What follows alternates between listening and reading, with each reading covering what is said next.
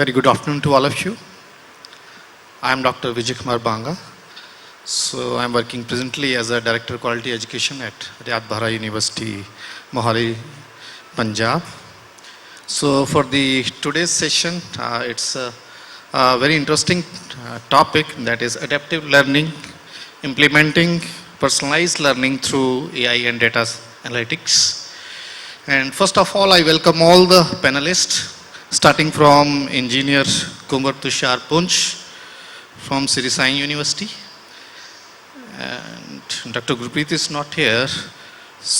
Dr. Harpal Thethi is from LPU. And Mr. Mohit Singh. Mohit is there?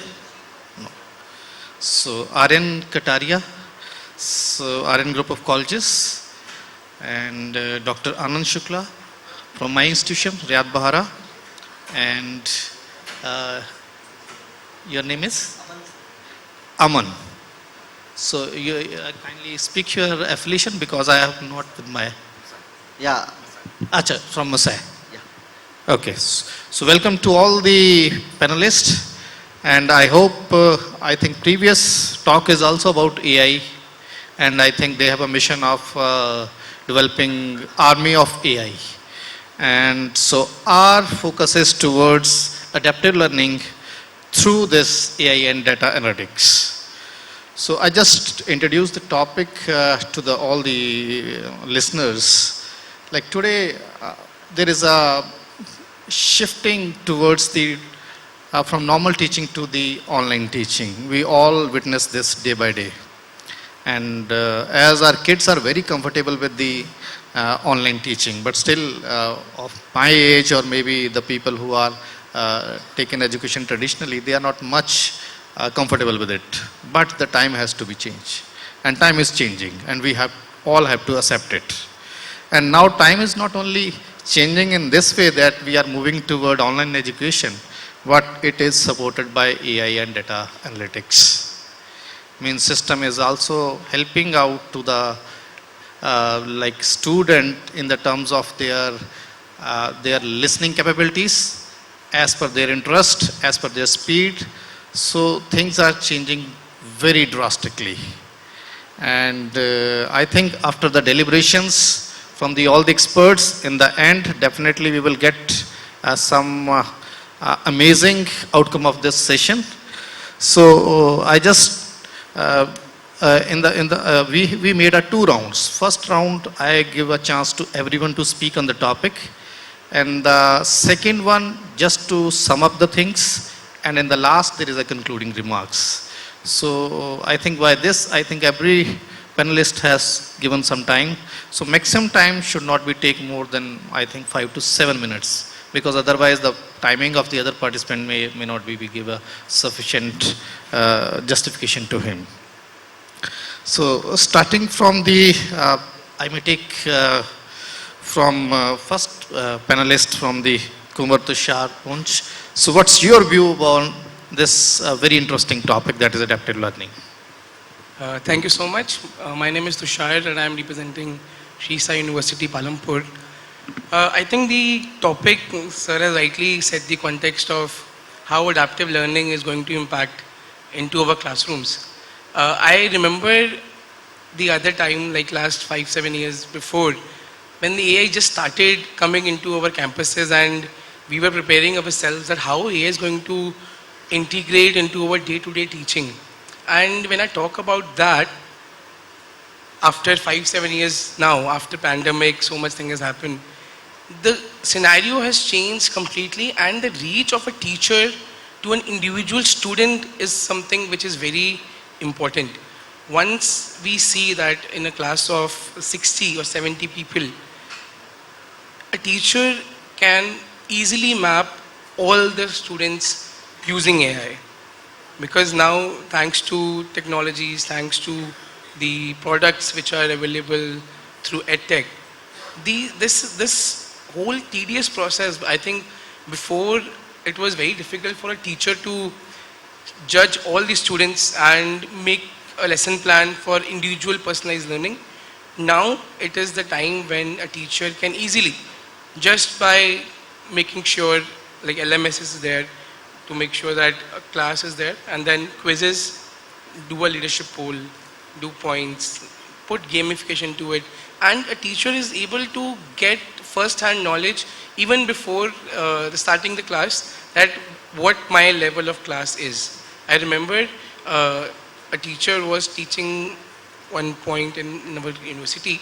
So he practiced this leadership board for over a month, and you won't believe that he could easily access that the acceptability of students, one, and the way of methodology he is using, how effective it was. And I think that was a wonderful thing. And I think since AI and adaptive learning can really change the world, and the classrooms can really help, and data-driven approach. This is something I personally really like, because a matrix can be developed at university level, and we can easily sort the top students and the below average students, how to give the content which is relevant to them and which is easy for them, and to make sure they are learning throughout the year, just not hesitating from that. So that's my point on this. That's fine, Tushar. So now to the next part. Yeah. My name is Dr. Harpal. I am interested to make happy careers for our students, 40,000 of them, at different schools. We have got about 30 plus schools and 200 plus courses at the vibrant campus of 𝐿PU. Now, when I was going through this topic, I thought, how do I introduce this topic so that all of us will be able to embrace this? So let me take you back, much like Kumarji, let me take you back a decade, where I'm going to give you the example of Shantanu Sinha. So Shantanu Sinha and Sal Khan, we all know, they started Khan Academy.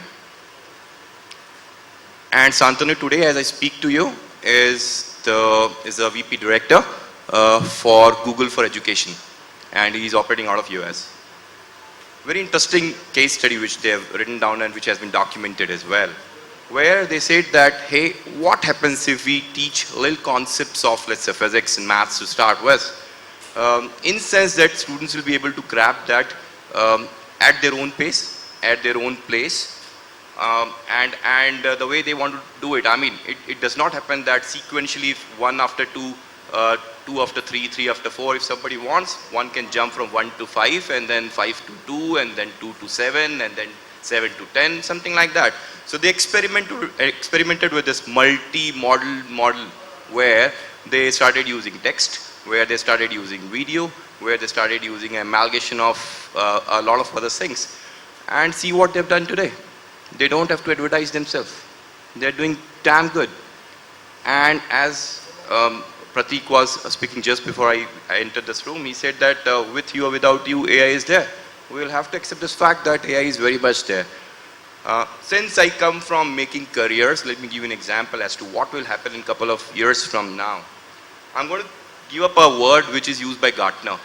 So Gartner says that on quadrant 4, for hiring of any of the students, one thing which is going to be very, very evident, it is called as Internet of Behavior. Now, what do you mean by Internet of Behavior? So Internet of Behavior basically is your digital footprints. What you have been doing at various digital websites. If you are reading, how you are consuming it. If you are consuming, how you are applying it. If you are applying it, what are the case studies? What case studies you have done? So come 2 years from now, companies will stop asking from resumes. They will just ask the digital footprint of your students. That is going to happen. Wherein, then they will not give it to a human like us to assess it. They'll then give it to some bots. So please do understand that bots will be basically looking at the keywords only. So a student has to be prepared with AI, saying that, hey, there has to be an amalgamation of how you are going to use these keywords and how you are going to curate a resume, because resume will be the first document which will be given to somebody after that digital footprint has happened. Now think of this scenario, now staying back to the topic. So look at this scenario now, where a lot of assessments will happen and a faculty will be made to do the job of a faculty. As sir rightly said, a faculty's job is to teach, to disseminate information and knowledge in a very lucid way, isn't it? Not checking papers and doing all those things. These things can be automated. If these things can be automated, this becomes a data set. If the data set can be given to the students and a career counselor works along with the student, think of the kind of opportunities which AI is going to open. One example, so I write a lot of mails because I have 40,000 students. I have to find jobs for them. I write tens and thousands of mails every day. I don't want to automate because I want to do a personal flavor of writing the mail. But then there is a little bit of a sense of NLP, LLP, large language models coming into it. The biggest example is Grammarly. You cannot go wrong. You cannot go wrong. You have to put your thoughts. Everything will be taken after by that. So there are multiple AI tools which will help fast track learning for your students. So that a teacher's job then is to do a meatier job, not a mundane job. So yes, AI has to be there. Now take up the second example. The second example is that, let's say that a consumer, which is a learner here, says that, hey, I'm not okay with chapter 1, note 1. I want to still do a chapter 1, note 1 and don't open a chapter 1, note 2 for me. More of a practice can be opened for that student. So if more of a practice can be opened, more of a data can be opened. And if you do good in the data, that is how you graduate to chapter 1, note 2. So all these kind of things can be automated, and then a lot of time can go into doing meatier discussion. I'll keep adding to this, but in the interest of time, I'm giving back to you, sir. Sure, thank you. So now it's next, Aryan.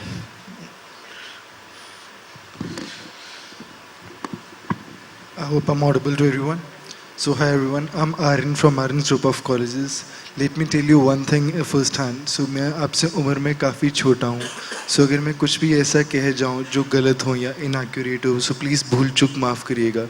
But anyway, answering sir's question now. So I personally feel AI is a very strong leverage we are providing to today's system. Because I guess in the past we did not have the opportunity. Achha, by the way, this conversation is going to be a mix of Hindi and English. But anyway, again, in the past we did not have the opportunity. Because in the past we did believe that one size fits all. कल Chandrashekhar sir आए थे AICT से, so he was telling कि वो 60 बच्चों की class में बैठते थे, which I agree. मैं भी personally जब मैं स्कूल में था मैं भी 50 बच्चों की क्लास में बैठता था. So we had teachers who usually used to believe that one size fits all, and we had no other option. But right now, with the help of technology and with the help of AI, we have that option. AI can track a student and it can understand how the student wants to learn. Not every student learns the same way. For example, there are 4 to 5 ways of learning, and every student has a different way of learning. कोई कुछ अलग तरीके से सीखता है, कोई कुछ अलग तरीके से सीखता है. And once the AI figures that out for a class of 60 students, it can teach all the students the same concepts in different ways, ताकि उन बच्चों को particularly वो concept उनके सीखने के हिसाब से ज़्यादा अच्छे से समझ आए. I'll give you an example. Some of us are visual learners. हम movies देख के, photos देख के सीखते हैं. Some of us are audio-based learners. For example, I personally listen to a lot of podcasts and a lot of audiobooks. Some of us learn by touch. Some of us are kinetic learners. मतलब we learn through touch. For example, braille is one example. Learning through dance is one example. So आप शायद मेरे से ये पूछें कि यार if someone learns through braille या फिर if someone is a kinetic learner, अगर वो touch से सीखते हैं, so how do I explain a maths problem? अगर छोटे बच्चों का example है, so how do I explain a maths problem to someone who learns by touch? Because it doesn't sound it's possible, right? But it is possible. Because you don't change the method of teaching, but I'm just giving a hypothetical example, but you change the example of teaching. I'll give an example again. Suppose एक बच्चे को समझाने के 2 bodies आपस में एक दूसरे की तरफ मूव कर रही हैं. एक बॉडी बहुत बड़ी है साइज में, एक बॉडी बहुत छोटी है, और वो फिर एक दूसरे में कोलाइड कर जाती है. सो एक्सेलरेशन वगैरह वो सब निकालना है. How do you explain that to a kinetic learner? अब आप गाड़ियाँ तो ठोक के दिखाओगे नहीं, या फिर एक बंदा सामने से आ रहा है एक उधर से, उन दोनों को बैंक करने के लिए नहीं बोलोगे. But what you can do is you explain that student with an example. You tell him उधर से एक बड़ा ऑब्जेक्ट आ रहा है, लेट द बड़ा object be a Fortuner, Toyota Fortuner. उधर से एक छोटा ऑब्जेक्ट आ रहा है, लेट दैट छोटा object be a Maruti Suzuki की कोई भी ऑल्टो मान लीजिए. वो फॉर्च्यूनर इतनी स्पीड पे आ रही है, गाने लगे हुए, you explain him that way and then the collision happens. Now the kid is interested, वो जानना चाहता है, because he is a kinetic learner. And anyway बच्चों को गाड़ियों का शौक हमेशा ही होता है, but anyway that That not being the point, उसके अलावा AI के पास 4 चीज़ें होंगी. Of course, this was one thing. Of course, the learning style. 4 चीज़ें क्या होंगी? पहली चीज़ academic performance. Of course, हमारे पास भी होती है. इसमें AI ने कुछ नया नहीं करा. दूसरी चीज़ demographics. Of course, हमारे पास भी होते हैं. इसमें भी कुछ AI नहीं. तीसरी चीज़ learning style, जो मैंने अभी बताया, kinetic learners. चौथी चीज़ behavioral patterns. And these last 2 points, if you know this about a student and if you know this about every student in a class of 60, you can teach that student in a much better way, and you can make that student learn in a much better way. For example, उस 60 बच्चों में से कोई एक kinetic learner है. So again, I'm hoping you're getting the point. So anyway, with all of that being said, just like Mr. Tushar said, for example, the gamification, like me belonging from the Gen Z, me being born in 2000, I belong from the Gen Z. And I can highly agree to how true that point, what Mr. Tushar said is, gamification is the future. आपको क्या लगता है आज के time पे YouTube पे इतनी सारी गेम्स के ads क्यों आते हैं? Because gamification is the future. Yesterday, Mr. Chandrasekhar sir from AICTE also mentioned something similar, and it was so blissful to hear that this is not coming from a college or a university, but the person himself from AICTE, so that we are aware of the problem. We just need to target the problem in a right way. Kal Rishikesh sir from NSDC also said the same thing about developing skills instead of just degrees, and developing actually the vocational education as well. Yesterday one more guy, Mr. Sudhakar Roy, he was sitting on that seat. He also said something very similar on very similar lines. Right now, we need to focus on developing skills and focusing the learning style so we can teach the students better. And I think with that being said, I would like to pass the mic to the next person. Thank you. Thank you. And next, Dr. Shukla. Thanks, Dr. Banga. I am Professor Dr. Anand Shukla. Am I audible to you, please? Yeah, I am Dr. Anand Shukla, Dean, Raidwara Group of University and Institution. We are take care of about more than 25,000 of the students. So AI, it's a very interesting topic. So to know what is AI, basically, we people used to say AI, AI and AI. AI means artificial intelligence. For this, you have to understand what is the difference between brain and mind. You will find it's a very interesting question if I ask you, what is the difference between brain and mind? Yeah, brain is basically kind of a storage things, and a mind who deal with the storage. So if such combination we can provide at anywhere, means a combination that can store the information and a program that can deal with the information, you can make an AI. So basically the AI that we know, it's not actual AI, it's artificial narrow intelligence. We have 3 kind of AI. Artificial narrow intelligence, artificial general intelligence, and artificial super intelligence. And whatever we used to see around us, like a device, intelligence device, artificial passenger, whatever we used to say around us, actually it's artificial narrow intelligence, not actually the AI. So if you can actually, what is artificial narrow intelligence? If you can give the combination of a program and storage to any kind of a device. See, we are also a kind of a device. We have a brain, we have a mind. If such combination you can give to any kind of a device, that this device can work as a smarter. So we used to say it's an AI. It's actually not an AI, it's an artificial narrow intelligence. Then what is artificial general intelligence?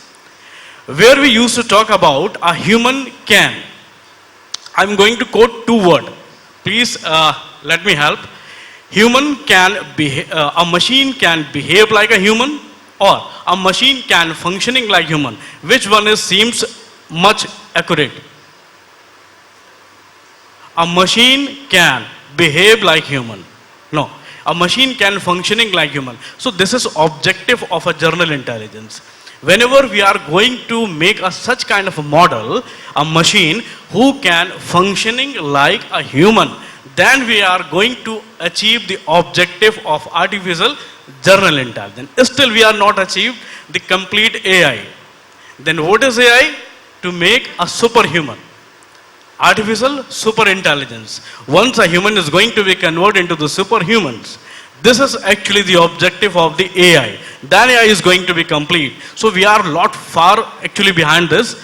So you can take the name of any kind of area, you can find AI everywhere. Even in the health sector, you know, in the cancer therapy, in the chemotherapy, the nanotechnology are using very widely. We have a nano robots, we have a nanotechnology, we have a nano cells. So such kind of a techniques with the help of AI. AI means what? There are a lot of technical aspects also. Tools is there, languages is there, like machine learning concept is there.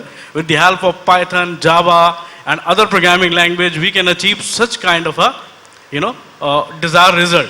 So whenever we are going to make a device in such a sense that can work on a human cell. So such kind of a therapy are actually using in the cancer treatment. You can see the agriculture. You can see even the weather forecasting AI is there. When you are going to book a flight, AI is there. You tell the name, AI is everywhere, means narrow intelligence is everywhere.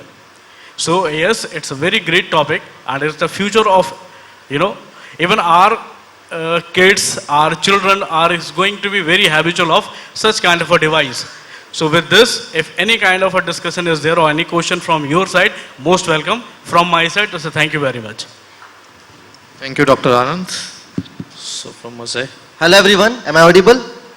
Yes, yes. Yeah guys, this is Aman Singhal. I am alumni of IIT Kanpur and currently I am representing Masai school.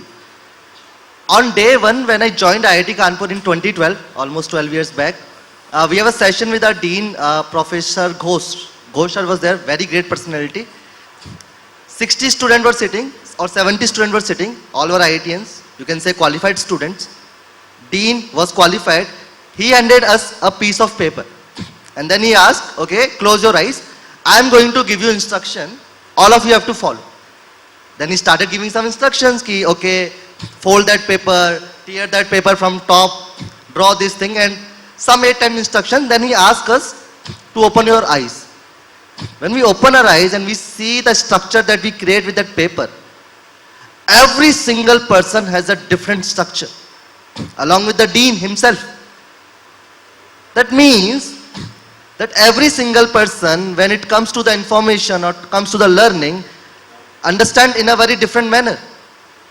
That is why we need a personalized learning system, and which cannot be possible through humans, because all of us understand there's a lack of resources, lack of skilled resources. That is why we need machines or we need AI. Now, comes to the second part, when it comes to the evaluation, tell me one thing. There are two students, both of them got 6 marks out of 10. Are they on the same level? Yes, they got 6 marks, they got 60% marks, they are on the same level, but no. When you go a level down, and here comes the why data is needed. When you go down and you will see, if the first person has solved easy questions and got 6 marks, while the other person has a clarity on one concept and he has solved hard question on that concept. That means the next step for both the person will be different.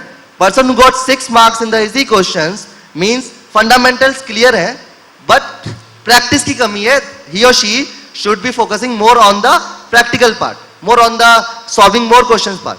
While the other person, he has clarity on one concept, he has got greatness in one concept, but other concept, even his basic concepts are missing, basic understanding is missing. So the next step should be very different for this person, right? The same thing when suppose I'll take a very simple example. Cricket, I hope everybody watch. Nowadays IPL is going on. A batsman got out. If I give you this information, can you say the batsman is not a good batsman? No, we have to see the data of that particular delivery, whether the ball was good, whether the batsman played a wrong shot, or whether the fielder took an amazing catch. And that is why when we can tell, oh, this batsman is good or bad, right? That's why the data is important. Now, when I was reading this, there's adaptive learning, implementation, personalized learning, AI and data analytics. The most important thing that is missing is we always talk about theory. So I wanted to talk about implementation also. Why we are not implementing this thing? This is not like a rocket science, or this is not a new thing. AI ka naam everybody has heard about 7-8 years back. In our basically in the kind of work we are doing, we all have heard about this part. Then why we are not implementing? Because simple thing is, when it comes to implementation, any new thing, the first thing is self-doubt. whether we will be able to adapt this thing or not. So to all the educators, you don't have to build AI. There are companies that are building things for you. It's more like you need to have a better clarity on the data. When the tool will give you the data, okay, this guy is doing this and this particular student is doing this. You just have to understand what should be the next step for that student. Simply, you don't have to be a data analyst, you have to be a business analyst in that case. The second step is fear. Right? Whenever new technology came, bhai meri job to nahi chale jayegi. AI is not going to take anyone's job. It's going to make all of us more efficient. When we solve these two things, yeah, that is the part when we will be, at that level when together we can adapt, we can implement this adaptive learning into our system. Thank you, sir. So I think one complete round is over, and little bit everybody has their own views on the topic, and I think we are much emphasized on specialized toward adaptive learning. So I think there are so much challenges we have to face by implementing AI and data analytics in adaptive learning, because our kids will go through this adaptive learning on their own. So there may be a very challenging, so which may be crucial for our society also. I think the next round, or maybe what's your view about the challenges we have to face by implementing adaptive learning through AI and data analytics? I think that must be taken care before we going into much wider way in implementing this adaptive learning. So anybody can, I think, now contribute in it. See, challenges, you're talking about the challenges. Lot of challenges are out there, but it's not a challenge. It's kind of a scope, you can say rather. So the scope is that we have to actually mentally prepare that what the time is coming. Means, as I told you about the super intelligence, when we have to be ready for a superhuman, our body is going to be full of gadgets. Our body is going to be full of machines. So by this you can see a human can fly now. So this is an example of AI. You can find lot of see, when we are going to eat the tablet for any kind of a disease, so in a coming days, you are eating the tablets. It's not going to be a tablet, it's going to be a full of nano robots. So once you are going to eat the nano robots, it is going to be surrounding in your body. So lot of challenges we have to face. So first challenge is that we have to prepare, mentally prepare. And yes, infrastructure is definitely will be an issue that is going to be taken by the government of India and the private sector as well. So it's from my side. You see, just to add on to that, just like Sir said right now, I personally don't feel, I'm not talking about college students or HEIs. I'm talking about SSC as well as HSC as well. So basically, I personally believe the only challenge I see when we're incorporating AI to our education system is plagiarism, very, very obviously. But I won't be the best person to answer this question on how you stop AI for not doing plagiarism.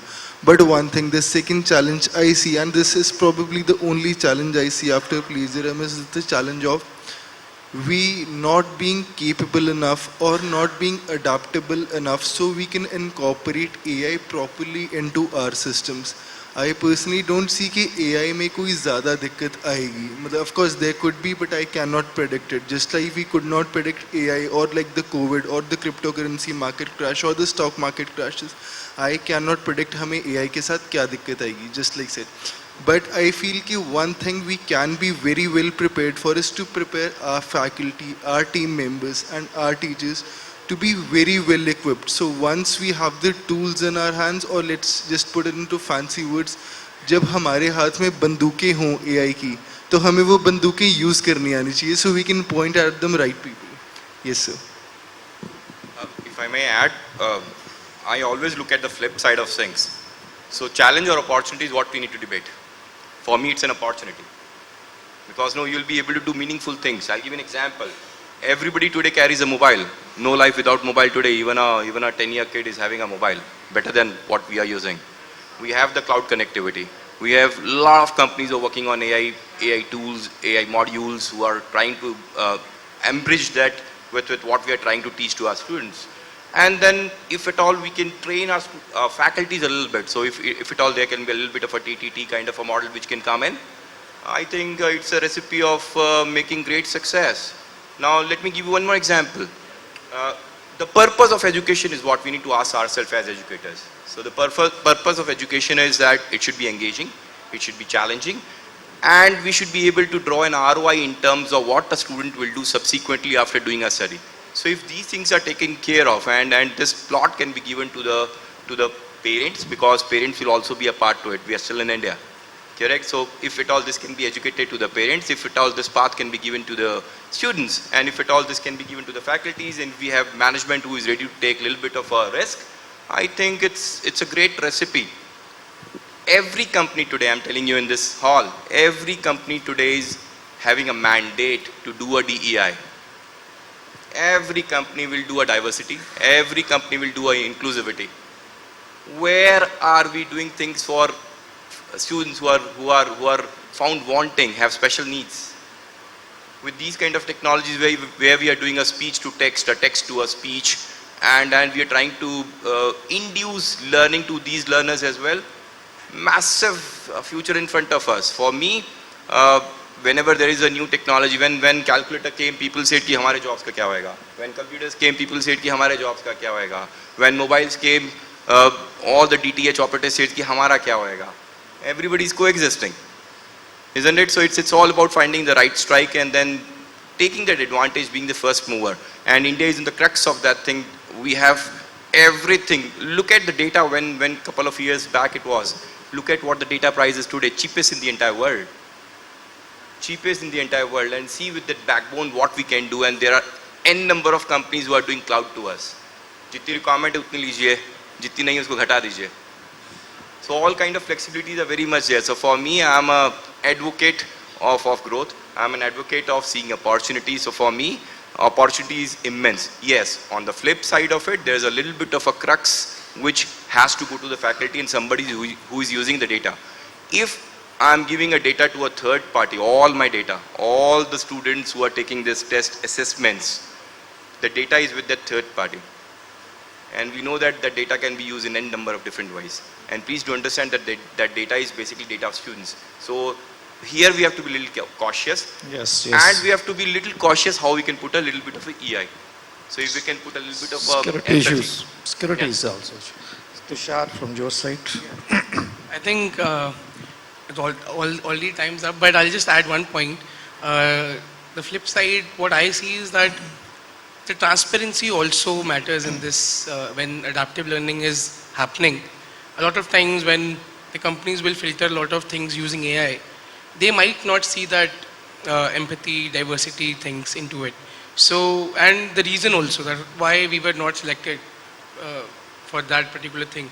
So I think that's one point. And the role of teachers, which is that's where the change would drive. I think teachers need to be updated on a regular basis. Like when they're implementing, I think as an educators, it's our duty that we should also take feedback from them and how we are going to implement all the products so that we do a better justice to the students in the coming time. Thank you. Yes, yes. So, towards the concluding side, I think so.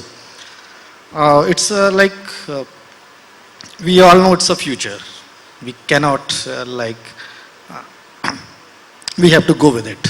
So this statement we have to carry out, and things must be go in the forward direction.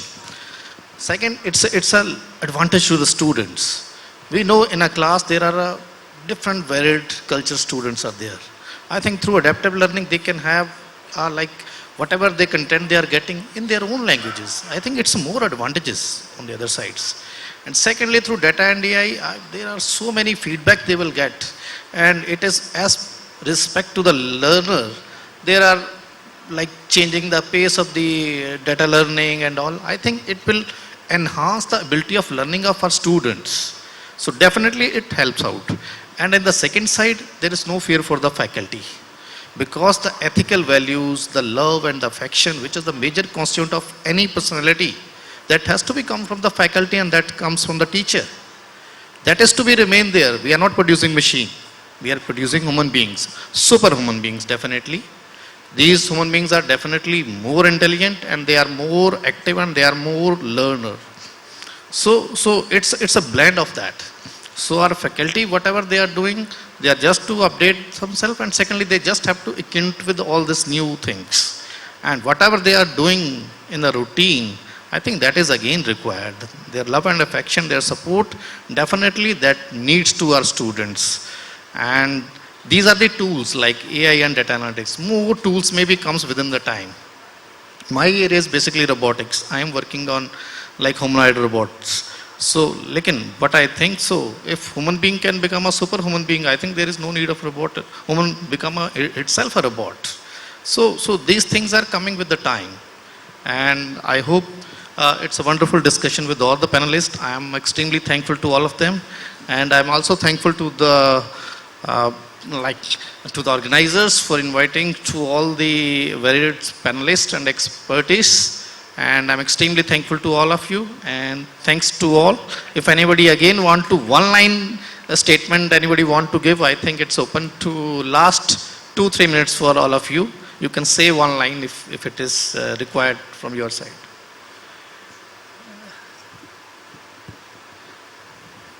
It comes to implementation, like the one line is why we are asking why and why we are not talking about how. The moment we change from why to how, problem will be solved. One word, please be ready. Yeah. One line. I'm excited for AI to come. Yes. I have already said opportunity for me. So great opportunity ahead. I think AI is the future and we have to go ahead with this. I think learning is required, and whatever it is, maybe adaptive, it may be. Learning is learning. I think we are humans and we are like evolving out, and learning is our main constant. So thank you all for your wonderful interaction and wonderful thoughts. Thank you for all listeners who are patiently listening this interaction from last 1 hour. Thank you all of you.